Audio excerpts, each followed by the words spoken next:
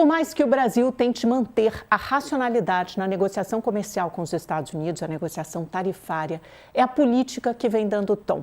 Depois de uma longa lista de exceções que livraram 44% das nossas exportações da sobretaxa de 50%, essa lista foi feita sob medida para beneficiar a indústria americana em setores considerados estratégicos para aquele país, não tem nada a ver com a gente. Mas está difícil avançar nessas negociações, nas que faltaram, setores que ainda são punidos, mais da metade. A semana passada foi marcada por uma série de posts em redes sociais de assessores do Departamento de Estado americano criticando o ministro Alexandre de Moraes e denunciando a suposta perseguição a Jair Bolsonaro e a também suposta limitação da liberdade de expressão no Brasil.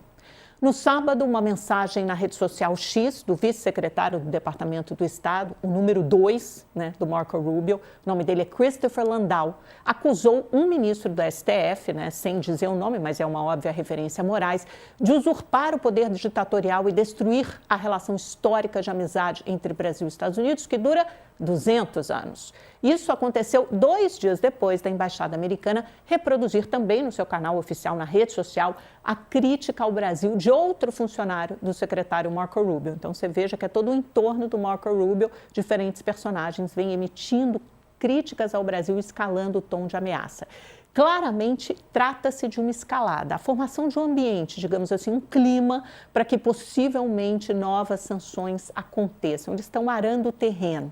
Essa semana, o deputado Eduardo Bolsonaro e Paulo Figueiredo vão a Washington, tem uma série de reuniões políticas, eles não divulgam quem são os interlocutores, mas a gente sabe que os ministros do STF e outras autoridades brasileiras, talvez até presidentes da Câmara e do Senado, estão aí nessa lista de pessoas que podem ser sancionadas, pelo menos segundo a ameaça de Eduardo Bolsonaro e Paulo Figueiredo.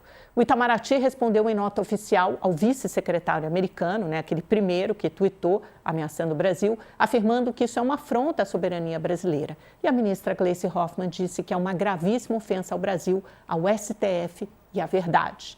No fronte político, Hugo Mota, enfraquecido e acuado, tenta se recuperar do baque de quase ter perdido o controle da Câmara dos Deputados, tomada pelo motim bolsonarista. Foi emparedado por uma negociação de última hora do padrinho político Arthur Lira, que acenou aos bolsonaristas com uma agenda que lhes é cara: fim do foro privilegiado e a anistia aos golpistas de 8 de janeiro. Será importante nesta semana observar se essas pautas vão mesmo avançar, qual texto vai sair daí e isso acontece a partir da reunião de líderes programada para amanhã, terça-feira. Além disso, o mínimo que se espera é a punição exemplar do grupo de 5 ou 6 deputados e deputadas, embora haja representação contra 14 deles, que impediram Hugo Mota de acessar a tribuna e sentar na cadeira dele, para a qual ele foi eleito.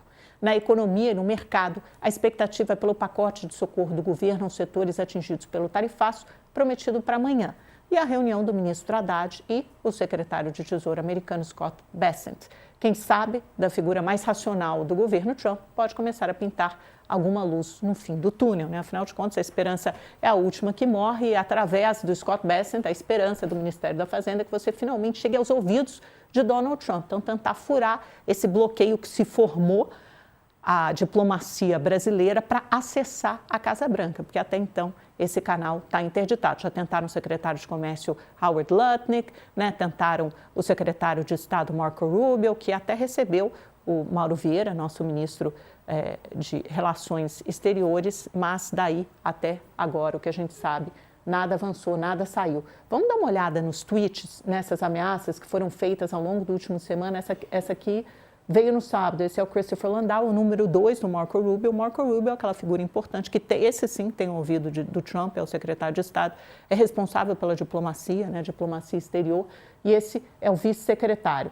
Ele começa falando da separação de poderes, é mais ou menos no meio do tweet, deixa eu até falar, ele fala, essa pessoa, um ministro, um único ministro da Suprema Corte de Justiça, usurpou o poder ditatorial, ameaçando líderes de outros poderes, as famílias, com aprisionamento, com detenção e outras penalidades. Essa pessoa, é claro que é uma referência a Moraes, destruiu a relação histórica entre Brasil e Estados Unidos, tentando silenciar indivíduos que estão no território americano e também redes sociais, né, empresas de mídia, e aí tem a história da Rumble, tem a história do X e de tantas outras que foram obrigadas a cumprir seguramente as leis do Brasil, né? Ninguém estava tentando interferir na legislação americana ou fazer com que elas cumprissem algo no território americano, mas fazendo com que elas cumprissem a lei vigente em território brasileiro, porque elas atuam aqui.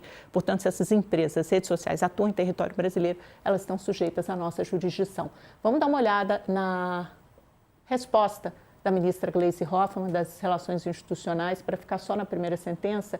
A postagem arrogante do subsecretário de Estado dos Estados Unidos é uma gravíssima ofensa ao Brasil, ao STF, e a verdade, ela tenta repor aqui a narrativa, dizendo que quem tentou usurpar o poder foi Jair Bolsonaro.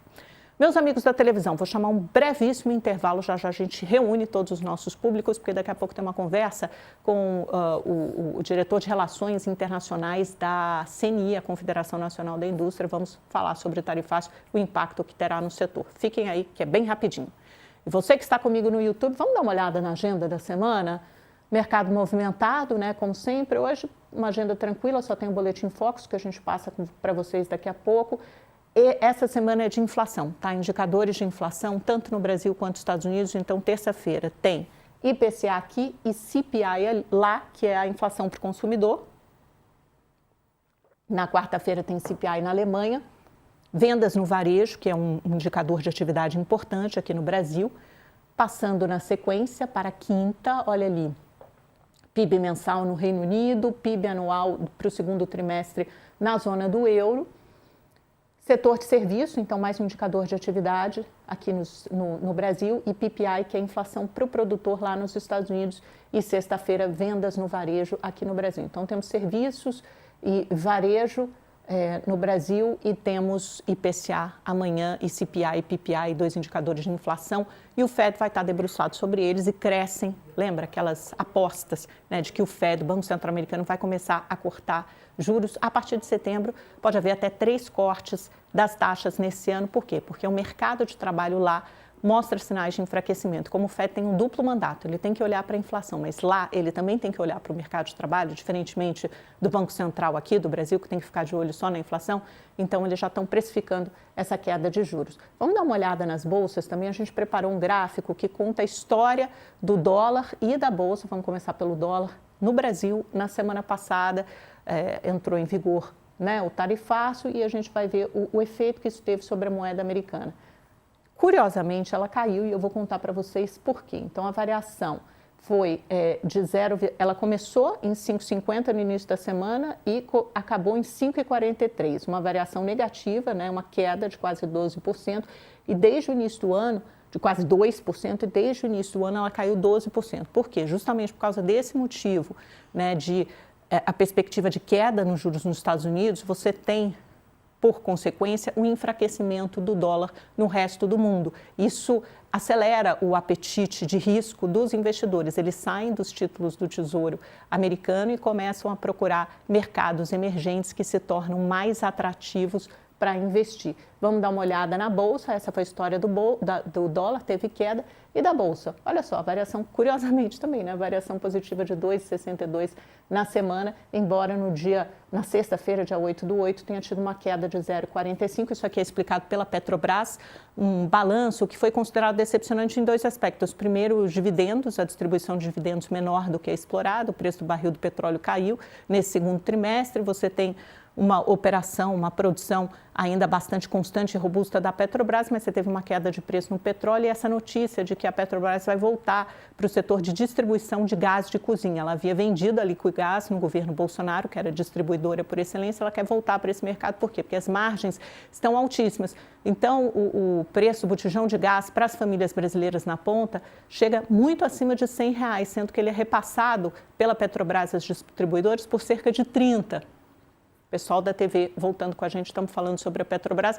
É uma exigência do governo Lula. Eles falaram, bom, então a Petrobras tem que voltar para a distribuição para garantir que esse preço seja repassado à ponta. Não adianta você diminuir o preço da produção de gás, o preço da Petrobras para as distribuidoras, se essa margem só é aumentada entre distribuidores e revendedores e nunca chega à queda do preço na ponta. Vamos dar uma olhada nas bolsas agora, como elas funcionam, ou melhor, já fecharam na Ásia. Tóquio é feriado, então esse é o fechamento de sexta-feira. Hong Kong e China no território positivo. Vamos dar uma olhada na Europa também, passar rapidamente.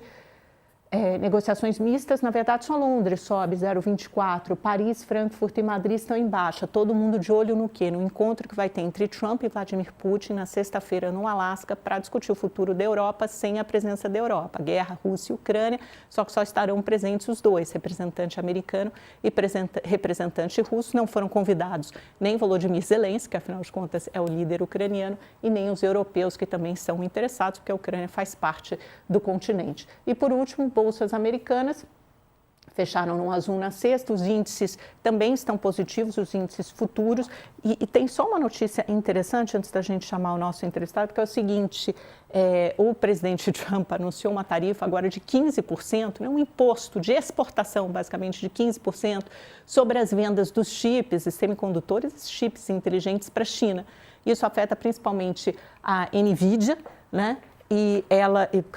A NVIDIA e tem mais uma aqui, NVIDIA e AMD, né? Elas vão ter esse 15% de tarifa sobre todas as vendas para a China. Normalmente é quando os produtos importados, né? Quando chegavam aos Estados Unidos. Agora vai ser um imposto de exportação, porque ele quer controlar também, primeiro ter acesso um pouco aos ganhos de inteligência artificial, mas ter controle também, liberou a venda de mais chips para a China, mas ter controle. E outra coisa que tem que estar no radar dos investidores é que amanhã, dia 12 de agosto, vence aquele prazo de trégua Estados Unidos-China, que ficou imposta aquela tarifa de 30% sobre a China. Eles continuam as negociações, né, avançando entre os dois países.